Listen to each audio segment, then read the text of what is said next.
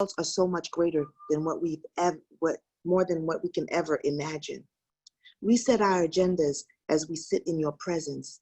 We calibrate our intentions and refocus our hearts. Help us to understand that we don't need full clarity to walk in the unique purpose that you have laid for our lives. We pray for guidance in the matters at hand. We pray that you would clearly show us how to conduct our work with a spirit of joy and enthusiasm. Sow the seeds of this vision into our hearts. Give us the desire to find ways to excel in your work. We have an idea, vision, hints, and daily instructions. We have talent, abilities, time to work. However, only you can see the perfect detail in the end of every beginning. Every project, every season, every life. Nothing is in vain. Even the missteps and the mistakes are used for good. Your righteousness transcends all of our efforts and our understanding. Bless this Pan-Africanist convening of the U.S. and East Africa. Amen. Good morning, everyone. I am Reverend Kelly Turner, and thank you, Dr. DeRosier, for such a moving prayer.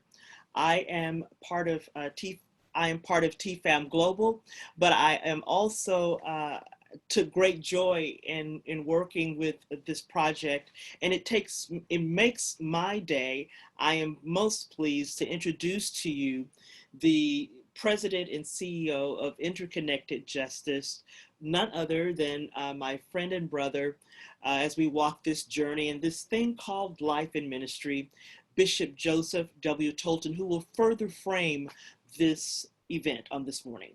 Bishop? Amen. Thank you so much, Reverend Kelly Turner, who is on her way to becoming Reverend Dr. Kelly Turner. It's always a pleasure to be in your company. I am so blessed on today in ways that I just cannot explain.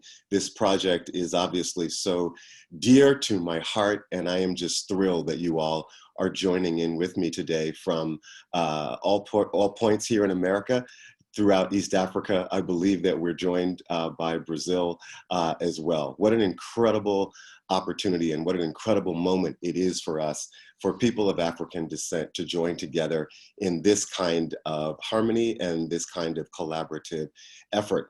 I have had the incredible pleasure of serving and continuing to serve as the Bishop of Global Ministries for the Fellowship of Affirming Ministries. And in that capacity, I have the honor of working with LGBTI activists, particularly in East Africa, as we are building a holistic justice movement that supports the full dignity and inclusion of LGBTI people.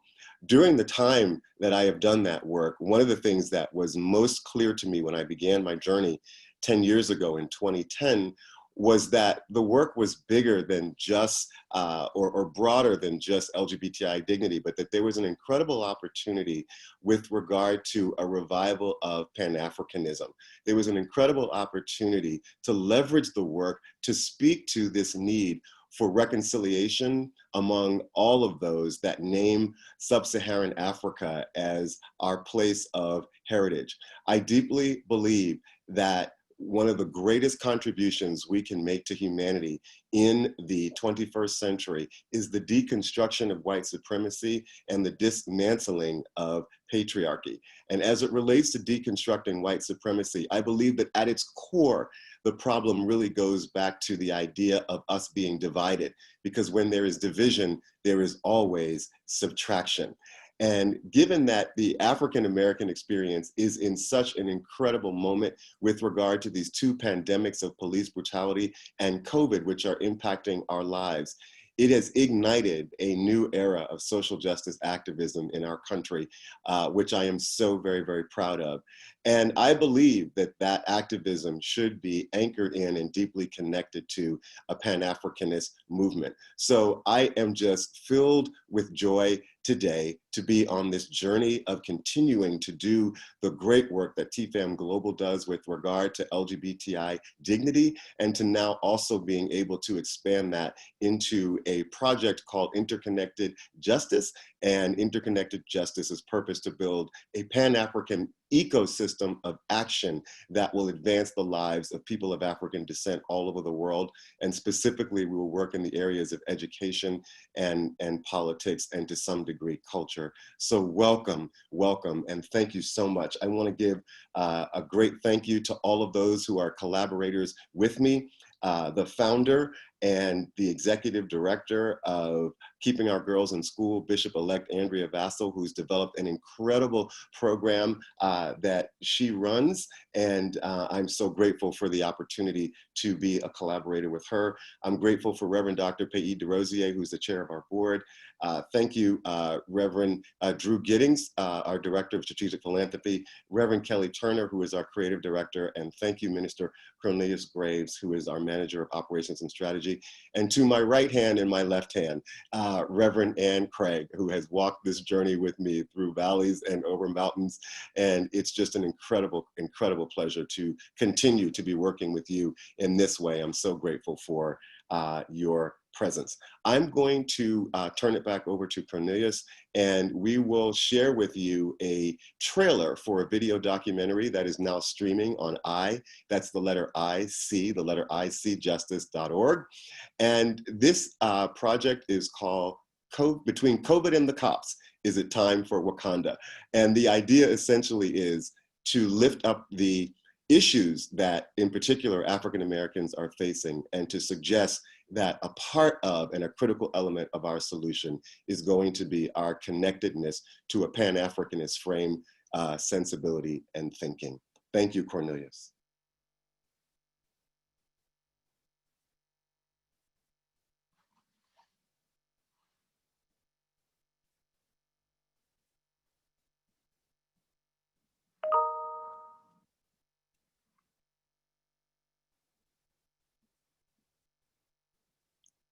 So Cornelius,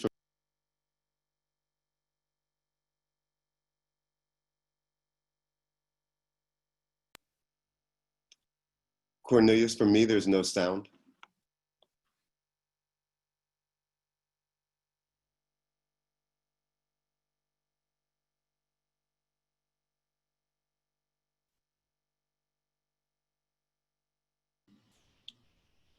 Hey, could you repeat that, Bishop Tolton? Yes, I had no sound on the trailer. Hey friends, thanks for rolling with this. Reverend Turner, can you give me a thumbs up if you had sound, or thumbs down if you did not? Thanks for that. Let's try one more time.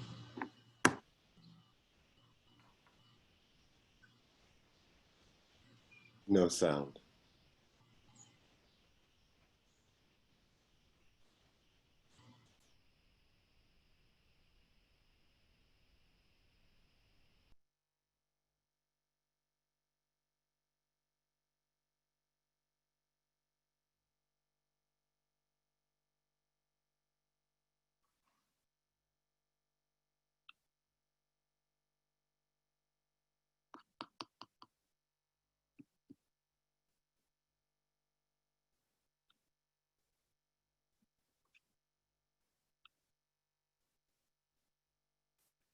Cornelius, perhaps I can screen share it and play it from my computer. Should we try that?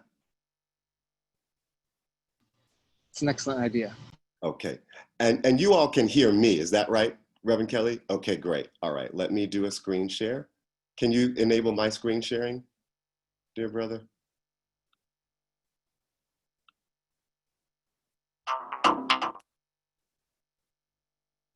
Great.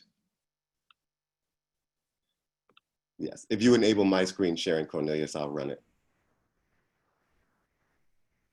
I think you have to be the host again. He is the host. Right, but he may need to transfer it back to you. In order to screen share? Okay. I'm just guessing. Okay. Can you all see my screen well? You all can see my screen? All right, thank you, Dr. Brown. All right, here we go.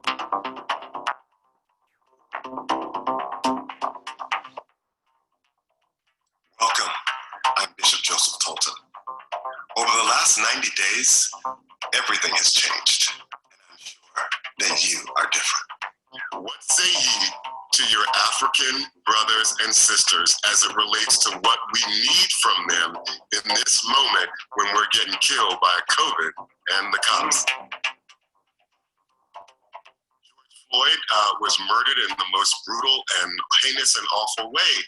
I have not heard an African leader yet publicly stand up and condemn the murder. Do you think it is in fact true that African Americans are disinterested in Africa? And Yes. that Africans see us, they don't see us as their brothers and sisters, but they see our privilege. Chimamanda Adichie argues in Americana that Africans don't actually know that they're Black. Then that's when I actually realized that I was Black.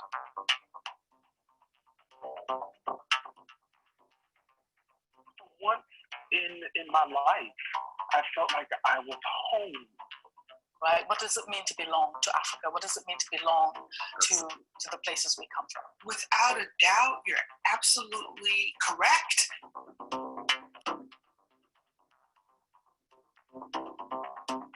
What would your message be to African Americans who believe that it is time for them to look inward and focus squarely domestically from a domestic frame on our current issues, and that the idea of a Pan-Africanist frame might just be too much work or not timely? What is your message?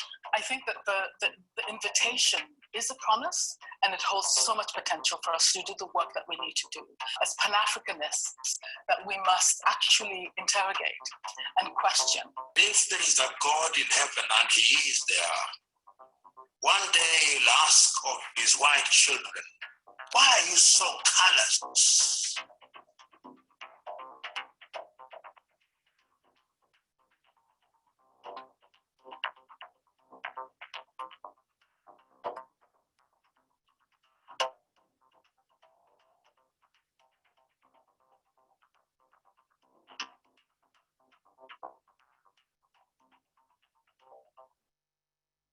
Awesome.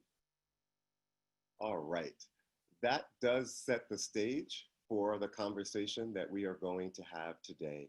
A deep dive and investigation into these issues around Pan-Africanism, discussing what is Pan-Africanism. We will have some conversation about the ways in which different people from around the world connect to Pan-Africanism. But I wanted to begin by just offering or asking a question that you all can respond to. And that question is, and I believe that there's a poll set up that you can respond to. The question is, for how many of you does your current work allow you to engage at the intersections of Black Lives Matter and Pan-Africanism? And if you could just in the chat kind of type in, if the answer is yes, how does your current work allow you to engage at the intersections of Black Lives Matter and Pan-Africanism?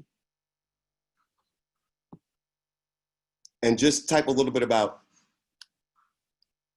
please, in what ways in what ways your work does connect.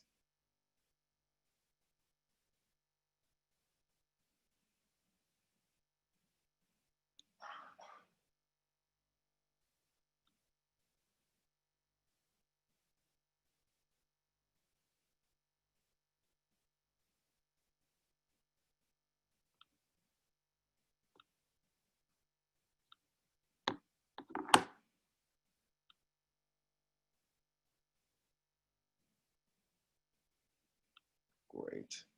Thank you for these very cool answers.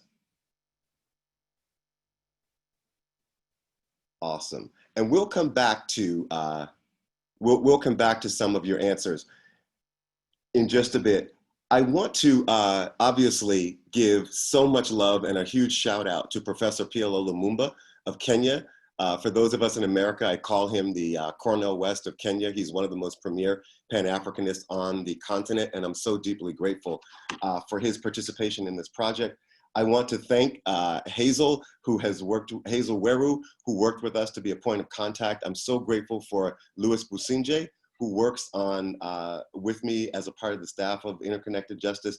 And for those that participated in the film, Pastor Darrell Rich, my dear sister Imani Countess, Sister Dora King, Pastors David Ochar, Pastor Caroline Omolo, and Brother Louis Businje again. I was so deeply grateful for their participation and the wonderful work that they did in helping me to put this together. We will come back to your answers and your thoughts, but I thought that that was important for you to be able to begin to speak to the ways in which your work does connect to this proposition of bringing together Pan-Africanism and Black Lives Matter. Because one of the most important parts of our being here together today is that people walk away with the sense of how is it that I can partner with and connect with the work of interconnected justice, and how does the work that I am currently doing, the work that you feel called to, how does that work actually connect to what we're doing? Because we want to walk with you institutionally and also as individual collaborators. I'm going to now turn our hearts and minds to the Democratic Republic of the Congo, where my dear brother and son in the gospel, Pastor Prosper Buguma, is there, and he is there with a wonderful host of activists and Pan-Africanists in the Democratic Republic of the Congo. Would you all just kind of wave your hands, because they're grouped together beautifully there. Pastor Prosper, can you ask them to just wave their hands in the Congo and to greet us? There you go, there you go. There are at least 20 of them there. Let's wave back to them from wherever you are. Awesome, awesome. I'm so glad. We're so glad for your presence and for your participation. We're gonna turn to you, and I'm grateful for Pastor Darrell Rich, who's on the line, who I know has to leave to go to another meeting, but I wanted to acknowledge his presence. Pastor Rich, would you just want to say hello to us before you go? Yeah, good morning, everyone. Bishop Sultan, thank you so much just for this brief opportunity, and also for the invitation to participate in the discussion, in the panel. As you will see, my role in this discussion was actually to just provide some framework for how we got to this moment, and so just exploring the Middle Passage and slavery and Jim Crow, civil rights, and into Black Lives Matter. And so again, Bishop Sultan, thank you for just allowing me to lend my voice as a scholar as well as a pastor to this conversation. So thank you all. Awesome, thank you so much, excellent. To this idea of the ways in which Black Lives Matter and Pan-Africanism can connect, one of the first things that I think we have to explore is, what is Pan-Africanism? And as an African-American, as a person living in the diaspora, one of the initial questions becomes, is Pan-Africanism a proposition that speaks to Cairo to Cape Town and Dakar to Djibouti? Is it a proposition that is for the continent of Africa, or is it far more expansive and more inclusive of those of us that live in the diaspora? And so I'm going to turn now to the Democratic Republic of the Congo, to Goma, and there are 3 participants who will speak to us with regard to a response to some of these ideas and thoughts. We're going to start with Professor Godfrey Kamana, who teaches at the Catholic University in Goma. And we're going to chat with him about a new definition of Pan-Africanism, which may be more inclusive of the diaspora. So welcome, Professor Godfrey Kamana. Warm greetings to you. It's a pleasure to be in conversation. Prosper? Prosper? Yes, sir. Sorry, I apologize for the echo. Do you need to interpret my questions for the professor, or will he be able to hear me or to understand English?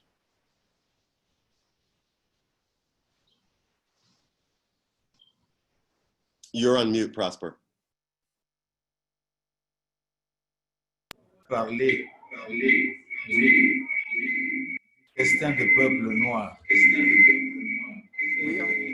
du panafricanisme.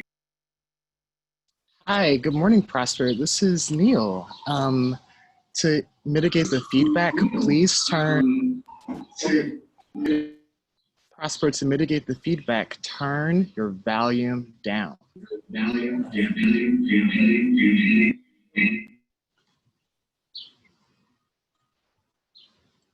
When you turn your volume down, unmute.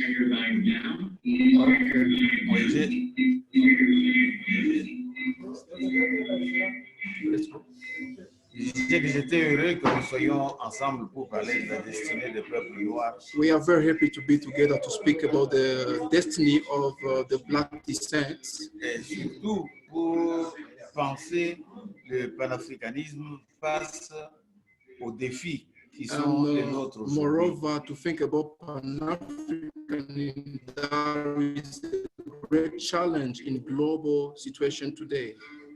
La nouvelle définition du panafricanisme doit être considérée comme la définition d'un panafricanisme global. The new definition of the Pan-Africanism must be considered as a global Pan-Africanism. Parce qu'au début, le panafricanisme a été présenté comme une théorie idéologique. And at the beginning, Pan-Africanism was like an ideology theory that was presented to us. Pour pouvoir unir les peuples noirs. It was the theory of uniting people of Africa, of Black people. Et face à cette idéologie-là, on a senti le besoin de faire un panafricanisme pragmatique qui puisse s'ajouter au panafricanisme idéologique. And through that definition we had in former times, we have seen that it's necessary to move from ideology and to go to practice. There is now global movement. Et c'est face à ce panafricanisme pragmatique que nous avons à donner des réponses concrètes face à des problèmes concrets. And through that practical Pan-Africanism, we have to give just a concrete or reliable or that tangible responses and to tangible challenges that are seen and responsible that are seen, responses. Et concrètement, nous avons aujourd'hui à être unis. And in reality, we have to be united now. Pour affirmer to have an affirmation to that. Que notre être noir to say that our being Black people doit se manifester, must be manifested par des actes, through actions, des actes de libération, actions of liberation, des actes d'émancipation, action of emancipation, et surtout des actes d'être ensemble pour changer le monde tel qu'il fonctionne aujourd'hui. And acts of being together in unity to change our globe or our planet of today. Particulièrement à l'échelle économique. In particular, on the level of economy. Où nous ne pouvons pas accepter que le monde tourne selon les règles d'un néolibéralisme qui nous maintient dans l'infériorisation. We cannot agree to stay under a neo-economic system that is dominating us as Black people. Et nous ne pouvons pas accepter que la politique mondiale puisse être faite par ceux qui nous dominent et que nous soyons comme des esclaves éternels. And we cannot agree that international or global politics may be ruled by people who dominate us eternally and we stay like slaves forever. Et nous devons nous battre pour une nouvelle culture mondiale où nos valeurs. We must fight for a new culture, a global culture that will value us. Et que nos valeurs, so that en tant que noirs, our values as Black people, puissent configurer aujourd'hui la culture mondiale. Must give a shape to the global culture. Et ça, nous ne pouvons le faire qu'ensemble. We can't do it without being united, without being together. C'est pour cela que le panafricanisme doit être une pratique de changement de l'ordre mondial actuel. That's why Pan-Africanism must be a change, a practice that will change the new global or world order. Et au niveau global. at the international level, où nous sommes nous-mêmes, where we are, nous nous pensons nous-mêmes also people are thinking of themselves comme une seule humanité noire capable de peser sur les orientations du monde, nous devons agir désormais en tant que tel. In global situation or in global just context, we have to think like a global nation, a global people that have to think to change all the system, to change everything that is a burden to us. C'est cette nouvelle conscience qui fait notre panafricanisme That's a aujourd'hui. consciousness that makes our new Pan-African definition. Une conscience politique, That's une conscience économique et une conscience culturelle a pour un nouveau monde possible. A conscience that is economic, that is political, that is just in all the ways to change everything. C'est pour cela que je suis heureux que nous soyons maintenant entrés dans cette dimension du panafricanisme global. I am very happy today to enter and to be just in solidarity in a global movement that is a Pan-Africanism and new Pan-Africanism way. Je nous félicite tous et j'imagine que ce que nous avons commencé, nous le conduirons jusqu'au bout. Merci. I congratulate all of you and all of us, and I believe that the struggle we start today is the struggle that we're going to continue and that will give good fruits. Thank you very much.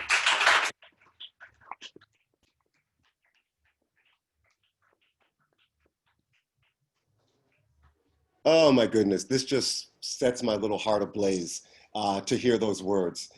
Thank you so much, Professor Kamana. I'd like to follow up with just two questions because there were several things that you said that were just so inspiring, particularly to those of us in the diaspora, who I think there are times when we do question the degree to which Africa really views us as being a part of or connected to Africa. You mentioned two things. One was that we must be a part of a global nation. And I find that really interesting that you spoke to it in terms of the nation state. How would those of us in the diaspora access the global nation?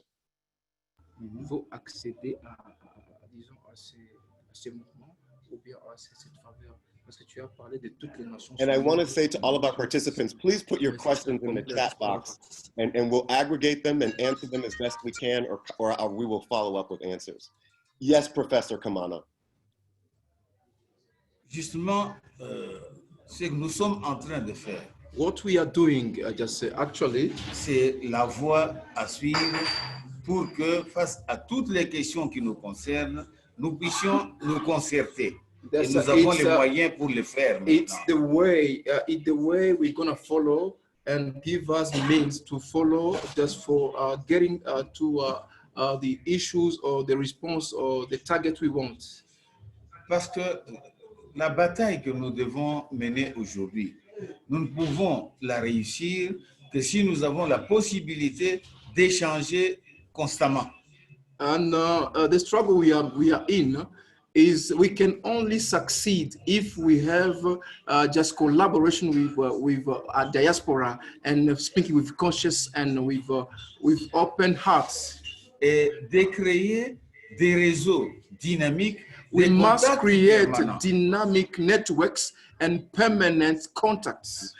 Et plus encore, de pouvoir agir ensemble sur des points concrets où nous pouvons être ensemble et faire des choses. We must react in things that are visible and things that are reality, and in things that we have to work together and be just in unity just to reach our goals. Et faire du panafricanisme l'occasion pour nous tous de penser ensemble nos propres problèmes et d'agir ensemble pour résoudre ces problèmes, de rêver ensemble l'avenir du monde et de peser sur le monde actuel. We must do something. The first is to think together, is to act together, is to weigh together the future of our descents, is together with diaspora and everybody. Just we have to think, to weigh, and to assess together. Thank you so much, Professor. let me, I love this, dynamic networks and contacts. That is an incredible thing. And I believe that this Zoom call is speaking to the creation of, there are certainly dynamic networks that are Pan-Africanist. This is another one. We have people on the line from Rwanda. If you're from Rwanda, maybe you can just kind of take your camera off and wave. We have folks from Kenya. Perhaps the Kenyans can wave. I see my brother Biko is there. We have obviously folks from the United States. I see my friend Professor Ngwa, who lives in America but is from Cameroon. There are people of Haitian descent. There are people from Jamaica that are on the line. This is incredibly exciting, and of course from there in the DRC. So excited to be a part of Professor Kamana, the establishment of a dynamic network that we're building here together. And from the ground, we can all say that we were here when this thing started and began. So thank you so very much. Again, if you have questions, please, and Liberia, I'm so sorry, Amira Woods is here from Liberia, and I'm so grateful for her presence. She represents the Africa-based Africans Rising for Justice, Peace, and Dignity, as well as the US-based Advocacy Network for Africa. So we're so excited to have her presence as well. I'm gonna turn now to Professor Salih Emmanuel. Professor Emmanuel, one of the questions that comes up, so glad to welcome Professor Dorcas Juma from Chebet from Kenya into the meeting as well. Professor Emmanuel, for those of us living in the diaspora, particularly here in America, we clearly understand what Black Lives Matters means in a world in which the idea that all lives matter does not really include Black people. So that's why we have to say Black Lives Matter. But in the African context, where everybody is Black, how do you interpret the significance and the relevance of Black Lives Matter? Can you speak to that for a moment, Professor Emmanuel? Comment on peut dire que la vie des Noirs compte pendant que nous sommes tous des Noirs? Okay, I think Black Lives Matter is coming just like a revolution. We are so many people fighting for so long, but at this moment, Black Lives Matter is taking a huge understanding of the question, and it's coming with this communication. As you know, you talked about COVID and this injustice from all over the world, and especially in America. It's just like opening us again, our eyes, and we can be able to see this injustice and what is happening toward Black people. This is a fact. You know, we are working most of the time in different ways. So many people are working for Africans and for our dignity and so on. But this is, as Professor Kamana said, this is really high time we come together and we understand that Black Lives Matter is an opportunity. You talked about interconnected justice, that's organization. On our side, we have this, we call it Ubuntu Kujitegemea. Ubuntu Kujitegemea, it's a kind of understanding our value, okay, as Africans, and Kujitegemea is a Swahili word, meaning we have to take care of ourselves. That's the question at this moment. If we do not take care of ourselves, no one will do it. This is a fact. No one will do it on our side. And there is a point. So many people have what we call lobbying, isn't it? But do we have a black strong lobbying? That's the question. When we started Ubuntu Kujitegemea, we wanted to make sure and to understand if somewhere else we can join or we can even build, okay, a black lobbying which is taking all the side. In French, we call it solution holistique. How can you translate it? A solution holistic. Yes. Holistic. solution, something like that. It means, as Professor said, we have to take all the area. On my side, I'm mainly working on this political structure. Yes. Africa must change its political structure. Why? Because politics is the area which is leading the daily lives of Africans, of Black people, of everybody. This is a fact. Yeah, I know we are pastors, we are professors, we have our NGOs, we have everything, but still, it's at the political level where big decisions are taken. And this political lobbying which is leading the world. It means right now we are working with Ubuntu Kujitegemea on trying. We have suggested even a way of having people and correct the structure of political people. Just an example. I was with a senator, an Italian senator. He was telling to me in Italy that, you know that Di Emmanuel, we are the one since your independencies putting your president. We are the one putting your leaders. They are the one deciding who's gonna be the leader in Africa. That's a big problem. And when they decide who's gonna be the leader in Africa, then the leader gonna work for them. This is a fact. A reason why we have so many dictators, just because they cannot talk to people with transparency, because they have their hand, how do you call it, taken, okay, enchaîné. It means for me right now, this is a big job I'm doing. I've done 7 months of research, and we have realized that there is a lack of independence, of transparency on that way. It means whatever we might do gonna end on a failure if we don't also take care of having a lobbying which gonna let our political leaders understand who is an African, and our values must come first. It means we call it Ubuntu Kujitegemea, and changing of the political structure where people, common of people, okay, gonna lead the political side instead of having this neocolonialism.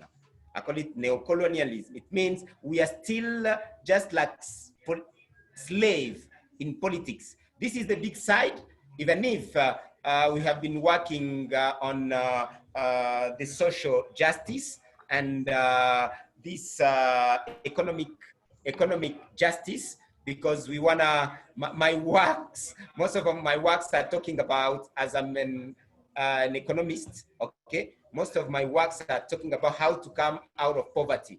Because if we still in deep poverty, no one can understand. No African can understand that we have to come out of poverty, and the one who are giving to African money, okay, or industries or everything we have, they are actually lobbying from white people. Take almost all the international, multinational enterprises. Most of them, especially in gold, I worked for 5 years for an international company called Banro, okay, Lonco, okay, for Canadian people, okay? They are the one working. They are the one leading everything and deciding of what's gonna happen. It means our fight right now is a political one, even if we are doing this social, economic fight. But me as professor and as someone who wanna Africa to come together, I think we should have this strategical and operational meetings, okay, to do our best to change the way of having our leaders in Africa. That in short, the big work we are trying to do. And I've seen so many activities with Black Lives Matter, for example, about employment. Yes. Why do Africans are bad paid? Yes. Almost everywhere. Sure. At the international scene, and especially, I can be a professor, okay, but if I'm taken in an NGO here in Goma, I tell you the truth, a white guy, even a young guy, gonna be paid for it, for example, 5 or 10 times me. Wow. Whatever capacity you can have, but just because he's a white, okay, he's coming from Belgium and so on, you are doing the job, but you are paid 10 times less than him. This is incredible. We cannot accept something like that. Absolutely. It's a question of competence. We have knowledge and we have that competence. It means it's a huge fight, which takes, for me, I have a theory. This is not the time to present it to you, how we can change the political structure of Africa. Awesome, awesome. Thank you. Can we just kind of give like a thumbs up, a little snapping? That was just awesome. Thank you so much, Professor. I deeply appreciate that. And what I distill from your comments is that in America, we speak to Black Lives Matter as a point of resistance that our people might be delivered. But I love the unpacking of what Black Lives Matter means in the context of Africa, where everyone is Black, because what I distilled from what Professor Emmanuel said is that Black Lives Matter in the African context is about the salvation of people of African descent. It is about our political salvation and our economic salvation. And I think that that is so important that we make that connection in nuance as it relates to the ways in which it is a site of resistance in the diaspora. But broadly and globally speaking, Black Lives Matter can be spoken to as the salvation of our people. I think that that's incredible. It's 9:45 in New York. It is 3:45 in Goma and 4:45 in Kenya. We are going to try to finish in the next 25 minutes. So if we can just go to 10 minutes after the hour. Next, I'd like to turn to my dear friend, Sister Imani Countess, who was a former director at Trans-Africa and now is a fellow at the Open Society Institute. And she was a magnificent participant in our video documentary, COVID and the Cops, Is It Time for Wakanda? And I think it's an easy transition to you, Imani, in that if you could lift up for us your thoughts about Pan-Africanism and the political thread that connects us. I think it's a wonderful place to move from based on what Professor Emmanuel has just spoken to. Thank you so much, Bishop. The first thing I do need to do is just correct my relationship with Trans-Africa. I was a senior fellow there, and the director was Nicole Lee. So want to give all respect to Nicole, my sister. I am so moved by the conversation this morning, and one of the things that comes to me is just how important a conversation around Pan-Africanism is now, and how even in this conversation we continue a thread that has been shredded at different points in time, but that has existed for hundreds of years. I'm reminded of the fact that in terms of work in the faith community here in the United States, that it was William Shepherd, a Presbyterian minister, who in the late 1800s traveled to the Congo and saw the atrocities carried out by Leopold and the Belgian government. He came back to the United States and as a Presbyterian helped to lift up the cause, the anti-colonial cause, particularly focused on the Congo. That's a thread that unfortunately gets lost in history, but it's real. And it's again a reminder to me of just how long our Pan-Africanist work, even if we didn't call it Pan-Africanism, has existed. I'm also reminded of the sixth Pan-African Congress. There were, I think, a total of 7 Pan-African Congresses. But the 6th Pan-African Congress was the first to take place in Africa. It was held in 1974 in Tanzania. And there you had Africans engaged in anti-colonial struggle, African Americans, as well as Afro-Caribbeans coming together to talk about some of the same kinds of things that we're talking about today. And when I look back at their call to action, their resolution that came out of that Congress, which has, I think for most of us, just been completely lost. And but you can find it online today. But when you look at that resolution, it talks so directly to what our brother from the Congo mentioned in terms of the need for concrete action to move from ideological conversation to the concrete. And so in 1974-75, people who came together under the Pan-Africanist banner were talking about issues as concrete as making education free for all, right? They were talking about organizing adult education for all, with a particular focus on countries that were in the midst of the anti-colonial process. It talks about the emancipation of the Pan-African woman, right? So even then, decades ago, there was concern about patriarchy, misogyny, and anti-colonial collaboration, right? I'm also reminded as I listen to again, our comrade from the DRC, about the call to all of us to really ensure that we are focused on the neoliberal agenda and looking specifically at the ways in which the global economic architecture continues to rob Africa of its resources as it continues to rob Black communities in the United States. The professor talked about the need for economic justice and the new global culture, talked about the opposition to neoliberalism.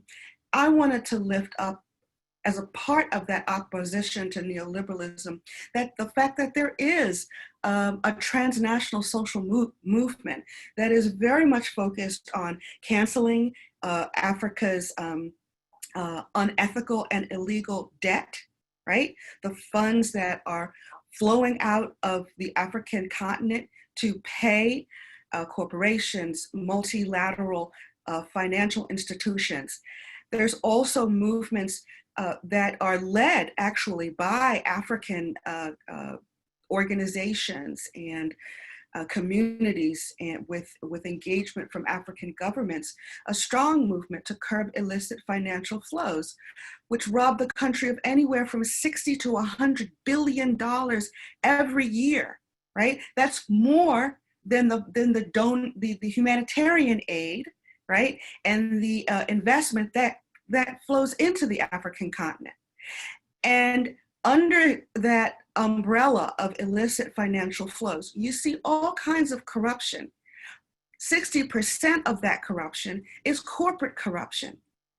It's the corruption that multinational corporations engage in to rob Africa. It comes in the form of trade, of concession agreements. Our sisters from Liberia can talk a lot about that. I mean, so these are the kinds of things that are already happening. And some of these social movements are movements where Africans themselves are leading. And I think as Pan-Africans, and I'm speaking from the US side, it's really important for us to engage, to make sure that we are equal partners and challenging, quite frankly, our government in terms of supporting the kinds of economic changes to the global economic architecture that are going to be important for us here in the US, as well as for our brothers and sisters on the continent.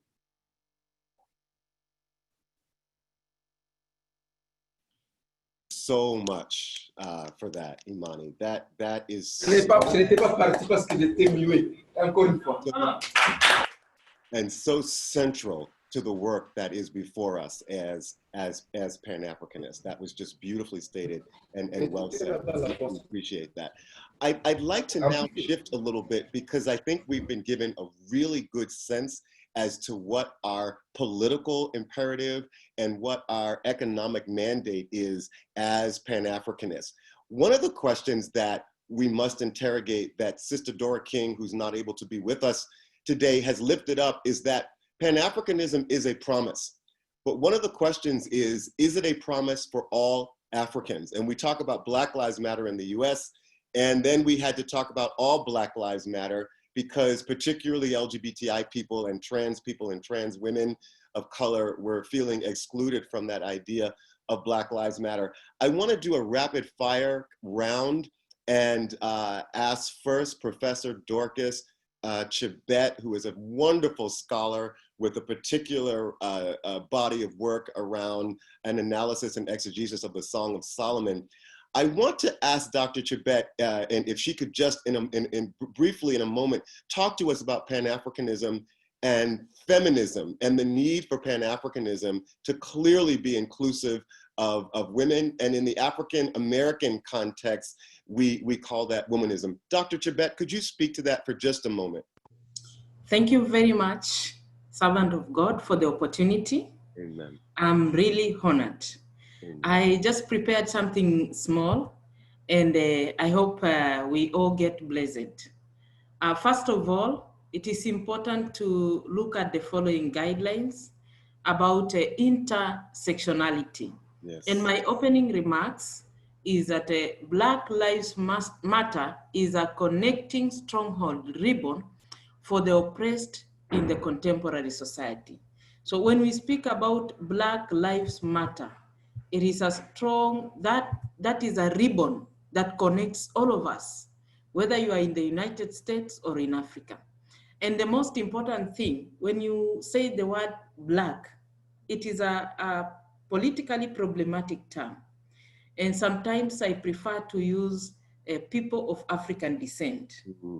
That connects us because the word Black has been used several times with contempt towards people of African descent. Mm. So how do we come in from a feminist point of view? One, there is no gender justice without racial justice. There is no gender justice without racial justice. Injustice is injustice, and justice is justice. Both are connected terms. If I am oppressed as a woman and denied the opportunity to live with dignity, and my Bishop Toldon is oppressed from the perspective of his skin color and denied the opportunity to live with dignity, that is an injustice that is connected. So when he raises his voice, and I also raise my voice, we are both crying for liberation. That is what connects us. And I gave my talk the word connecting hearts to fight for the dignity of God's people. So what we are doing here now, we are connecting hearts. And when you read the Song of Songs, especially chapter 1, verse 5 to 6, you encounter the voice of a woman who is passionate and speaks boldly to tell the people who are looking down upon her that I am Black and beautiful. At first, she was being looked down upon by the women who thought that they are beautiful than her. She does not wait for people to tell her that she's Black and beautiful. She stands up for herself. And that's what we are doing. We are standing up to affirm that we are a Black and we are beautiful, that we are Black and we want to breathe. We can't breathe when we wait for people to breathe for us. So we have to stand firm and affirm our identity as Black people, as people of African descent, who are equally created in the image and likeness of God. We have to tell it out to the world. Don't wait for the world to tell it to you. We have to tell it out to the world. And I have key principles that guide that. Number one, there is need for scholarly activism. Number two, there is need for redemptive solidarity networks. Redemptive solidarity networks. There are solidarity networks everywhere, but some of them are not redemptive. We need to redeem our image. We have been painted as people who do not matter. We have been painted as beggars. We have been painted as incompetent. We need to redeem our image. And nobody is going to do it for us. We are going to stand up for ourselves. It is the oppressed that raises the voice.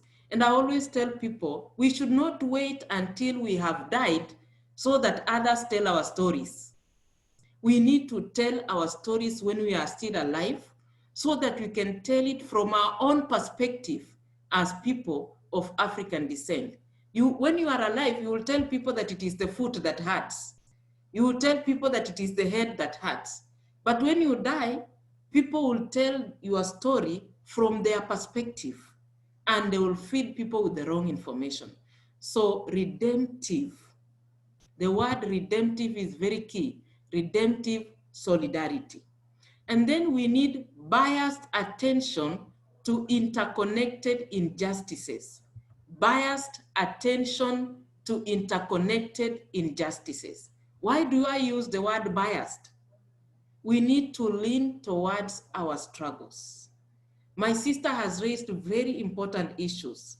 We are labeled as people who beg and look for debts, and yet a lot of wealth and resources and humanitarian power has been taken and milked from people of African descent. And then the same resources is brought back to us in form of aid. Then we become beggars of the same resources that we raised.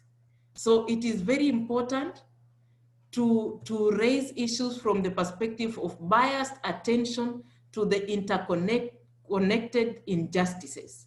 And then number four, we need to do a systematic affirmative interconnectedness in the quest for justice. We need to do a systematic affirmative interconnected voices for justice.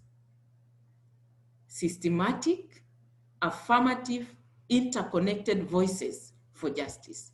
And that's what we are doing very strongly. And we need to speak to each other, not for each other. And we need to do identity reconstruction and affirmation. Identity reconstruction and affirmation. And lastly, very importantly, we need to do solidarity for the freedom of the different others. We need to stand in solidarity for the freedom of the different others. We should not watch them from a distance. We should not stand from a distance and say they are. We should say we are. Because an injustice to the different others is an injustice to all of us. We need to breathe. We need a clear space to breathe. And how do we do that? We need to do 5 things. Number one, we need to name, we need to expose, we need to criticize, we need to deconstruct in order to reconstruct a safe space for all of us. We need to name, we need to expose, we need to criticize, we need to deconstruct unjust systems in order to reconstruct just structures and systems that allows all of us to breathe unconditionally. regardless of your color and regardless of your identity. Thank you.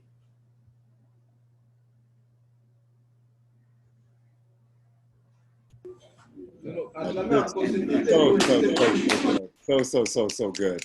So grateful for you, Dr. Chibet. She is such a marvelous prophetic voice. I just praise God for that. We could just do a whole hour just with that. It is 10:03.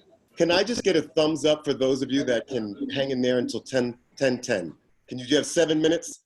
Do we have 7 minutes around the room? Okay, great. Because that thumbs up means that I can guide us now for the next 7 minutes. Praise the Lord. All right. So Dr. Chibet beautifully set up. I can't even go through all of what she just said in terms of biased intentions to interconnected justice, redemptive solidarity networks, systematic affirmations of an interconnected voices for justice. I mean, that is like a syllabus, right, Dr. West? I mean, that's pretty incredible stuff. I love it. I want to connect you with Dr. West and Dr. Nga and some of the others who are here, because this is just an amazing chorus of redemption, and I'm so grateful. My dear brother out of Dallas, Texas, Pastor Ray Jordan, would you just do a 60-second conversation with us on the need for same-gender loving people to be included in Pan-Africanism? And I look forward to that because I, of course, am a same-gender loving man. I am an LGBTI person, a gay man who does this work in Africa. Are we included in this Pan-Africanist frame? Thank you, Pastor Jordan. For you. Greetings, family. So good to be with you this morning. I am so encouraged by what I'm hearing, especially by Dr. Chibet, and I agree we could have a whole hour with her, because the way I see it is that we are facing 3 pandemics right now.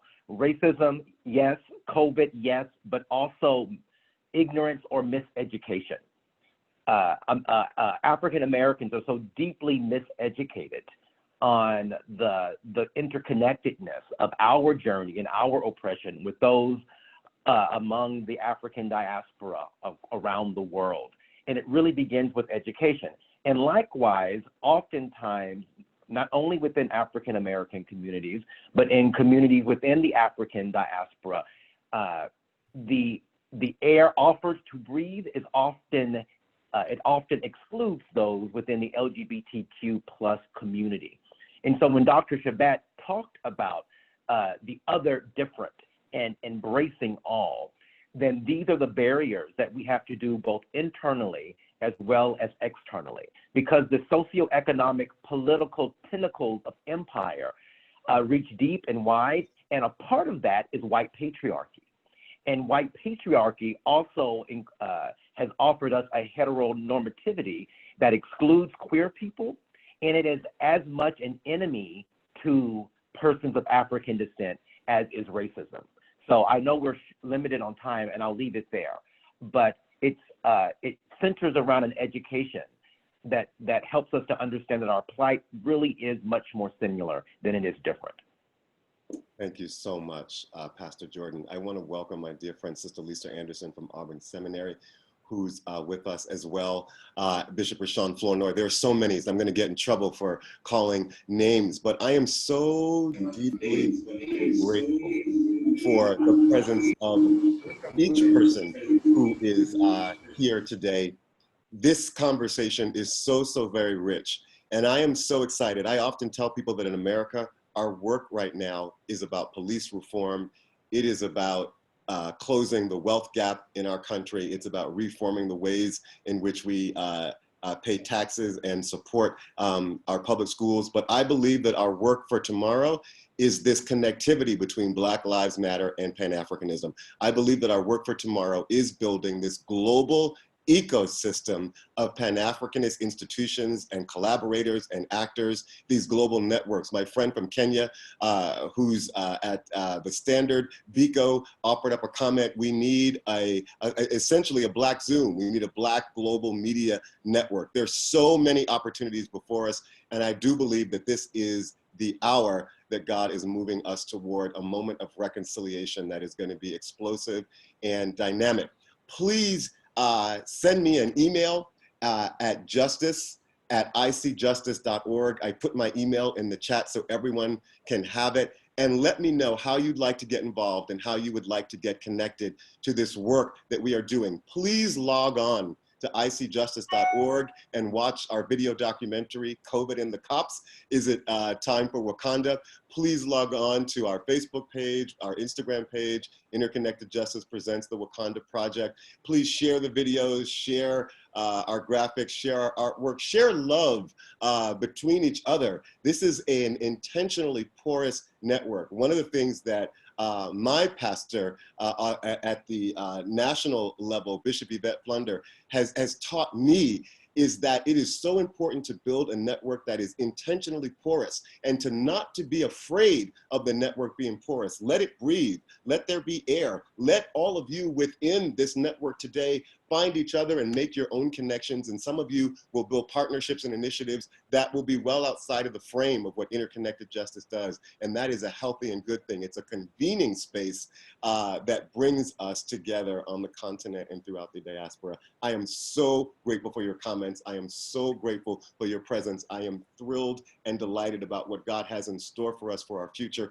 in terms of how each one of you can work with us, can collaborate with us. If you feel so inclined, please log on to IC Justice and you can donate to help us seed the work, to get the work moving forward. But beyond your donations, any ways in which you, from an institutional perspective or as an individual actor, feel as if you can connect with the work that we want to do around education or politics, that would be great. And also, please log on to tfamglobal.org. For those of you that have a more targeted interest in the global work of LGBTI reconciliation and advocacy, please log on to tfamglobal.org and also let us know how you would like to connect and how you would like to participate. All right, I am going to turn it over now to my dear friend, Dr. Ya Elombi, who is in New York City, and she is going to give us our closing ritual. Before we do so, can I just get a snapping and a thumbs up for all that has been said today, a sense of your solidarity and connectivity wherever you are on the continent or in the diaspora. We are one people, we are one global nation, building a great nation. So delighted for the work that God has done. Amen. And a special shout out to all of our friends in Congo who are so beautifully assembled on today. We love you all so much. Dr. Ya. Thank you so much, Bishop. Well, this was definitely a very enlightening panel. I've learned so much, and we are doing the work, and the work is being done as we speak all over in Gambia. I just met a sister that's doing the work. And in closing, I want to say that let's continue to stay open to communicating with each other and discussing and asking questions so we can really dismantle and deconstruct the system of imperialistic that is having had us under their knee on our neck. And let's continue to form and build coalition with each other. And as we've said on the panel, to continue to respect each other in the long, because this is a struggle that has begun a long time ago. It began with the victory of our ancestor back in the 1800s when it was when Haiti declared that slavery was abolished. But we were being told lies. We have been erased. We have been omitted. So we need to know that our ancestor or forefather have paved this way for us. This has been going on for thousands of years. So we must continue the struggle, the battle. Wherever Black people are, there is a battle. So I want to say thank you, and let's move forward in unity. Let's share our contact. Let's stay connected because this work is just begun. And didn't just begin, but will continue. Thank you so much. Blessing to all across the world. That's it. Thank you.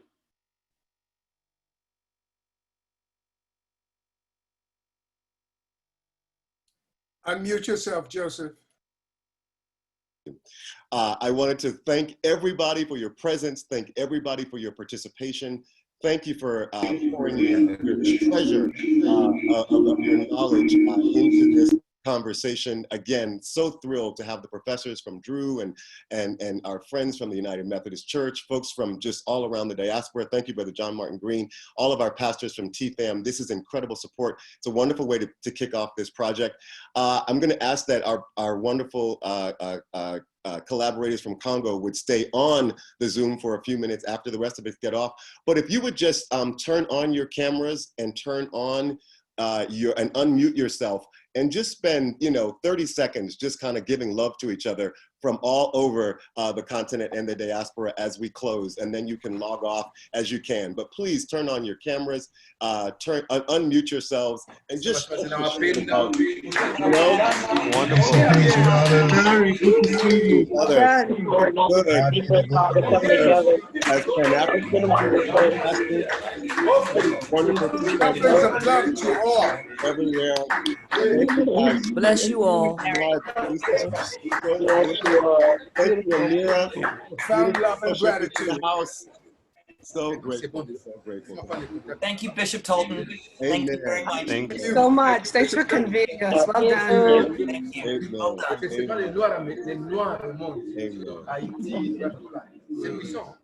Thank you to all our brothers and sisters in Africa. Love you. Love you.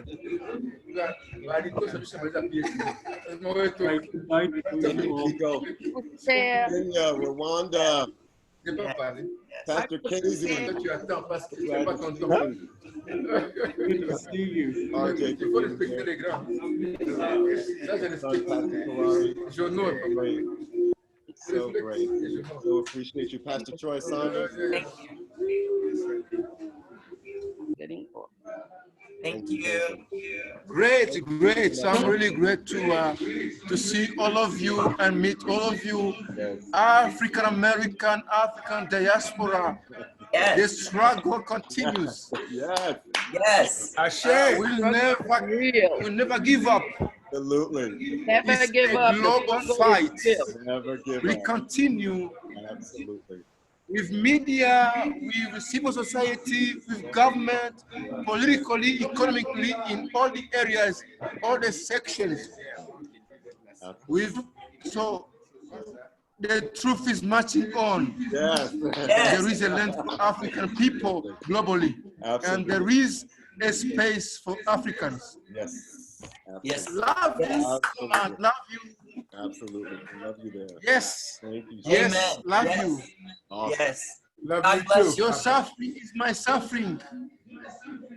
What you feel is what I feel. Yes, absolutely. So good to see you. What you are crossing is what I'm crossing. Yes, absolutely. Yeah. The Yes. time is now. If not The now, time when? is now. Yes. It's not now, when? Yes. It's now. It's Yes. now the struggle. Now. That's right. Now. That's Yes.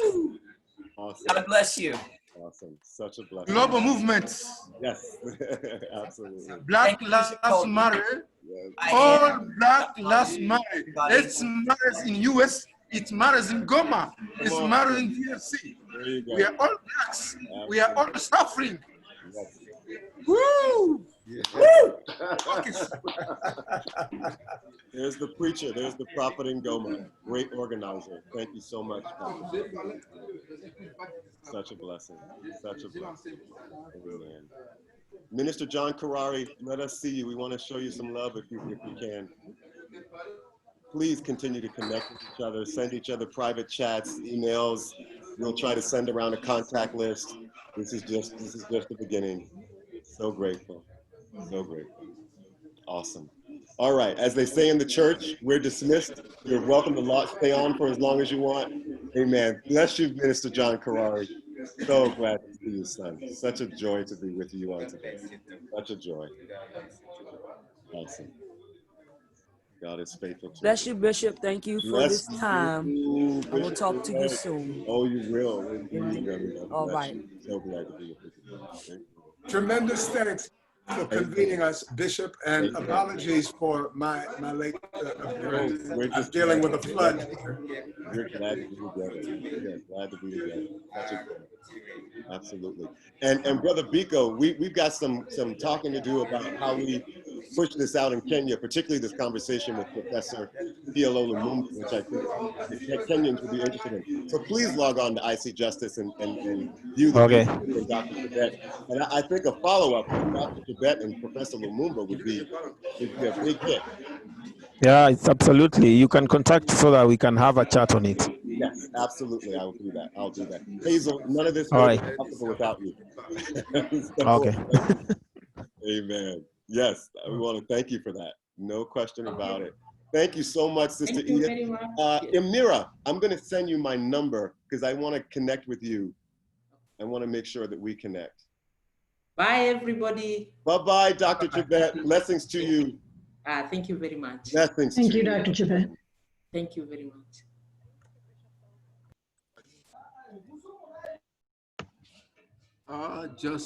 Thank you very much from Prosper. Congo. Brilliant. Just to Brilliant. say thank you all for stay this there. That was tremendous meeting. So we are very happy to be with you today. Oh, my the goodness. professors say that this is a time and a day. This is a day that the Lord have made. Let us Woo! Let us Just this is a day, yes. just of fighting against racism. Yes. And all the networks, all the people are ready. We are ready, just heart opened, just to join you in solidarity. Just Black Lives Matter. But let me say, all Black Lives Matter. Even in Congo, we are black. Black Lives Matter. Indeed. We are black. Congo, they matter. And we join you. Absolutely. Absolutely. We join you in everything, in all the process. Yes. And the professors and media, government members, and everybody just was, we had there's 4 representatives and 4 networks. All of them are certified. They say that they will struggle for the black descent. Yes. Yes. I'm happy with you, my father. Amen. Son, you have done a great job. I think that this is a good starting. Great delivery. And we make a good job. Absolutely. And we make a good struggle and good advocacy for liberation. The freedom of what people is our freedom. Yes. They will never be free if we're not free. Absolutely. Absolutely. We need to be free so that they may be free.